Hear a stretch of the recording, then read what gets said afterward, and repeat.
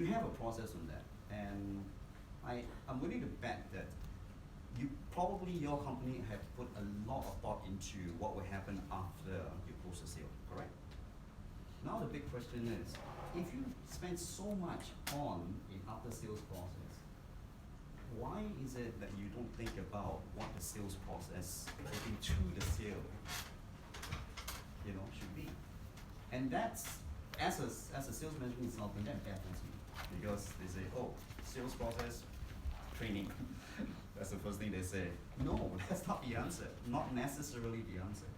So I think we need to walk.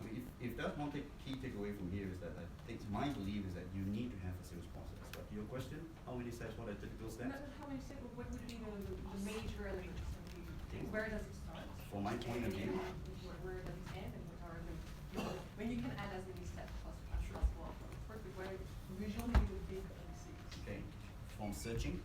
That means how you identify your market, go to market, looking for your leads, right? To qualifying them and saying, look, are these the people that I want to go after, right? Like in your case, 2 months, forget it, right? Out, okay, right? 2, and if you're going to target them, make sure that you have products, make sure that you are reaching to the right people, selling the right value, engaging with them in order for you to close the sale.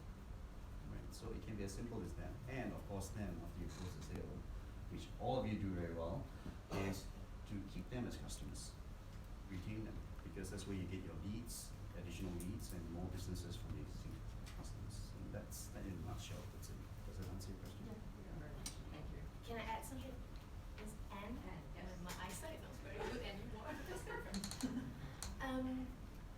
You buy things, right? Yeah. So you shop, you do online shopping. So I think sometimes not to overcomplicate sales process. It's a very human process. If you buy something, you will understand what the sales process is. Just always start with curiosity.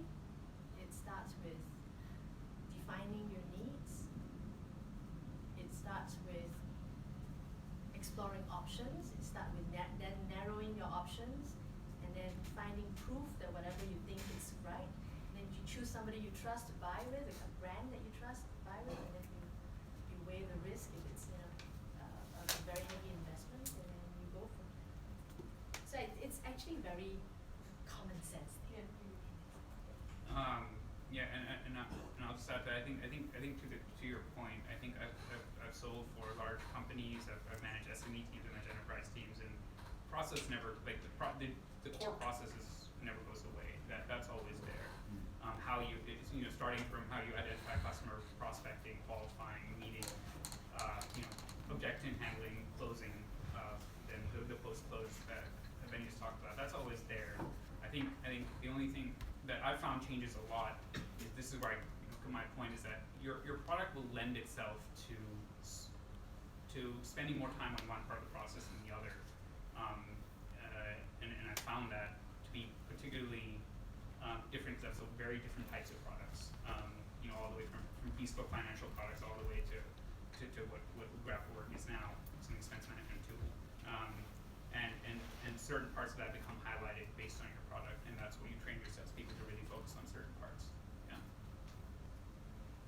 Can I answer any questions? This is your floor today, Jessie.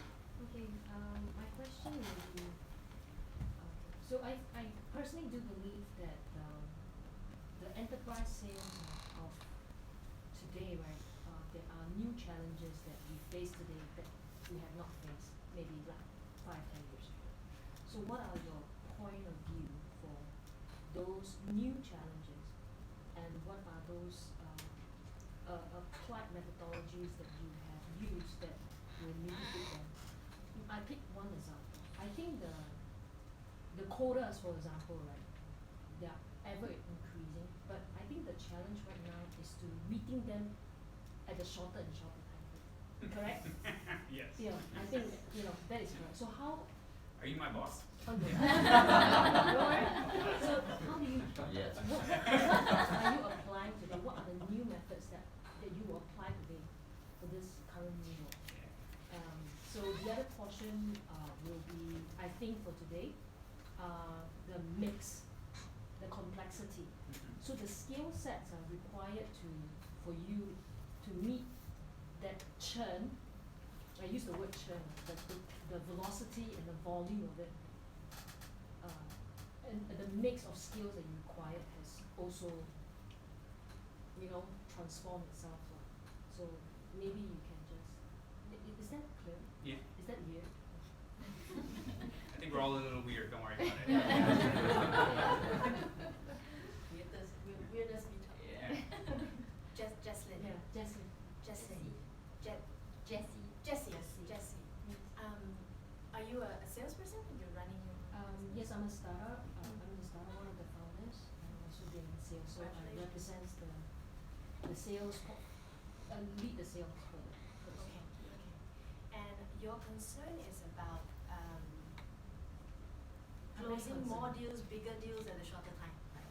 Achieving that target at the shorter time. Of course, just to condense it, right, in the startup, there is expectation of investor for you to achieve a certain amount by a certain time, for them to release funds to you, for you to get the next funding, example, you have to show a lot, faster, you get more, that kind of stuff, right? And what do you sell? Oh, we sell software, Software. Okay. It's a technology game. yeah. I think we get asked this question a lot, right? How do you do it? How do you do things, faster, bigger deals, more predictability? Having sales discipline, and in managing your sales force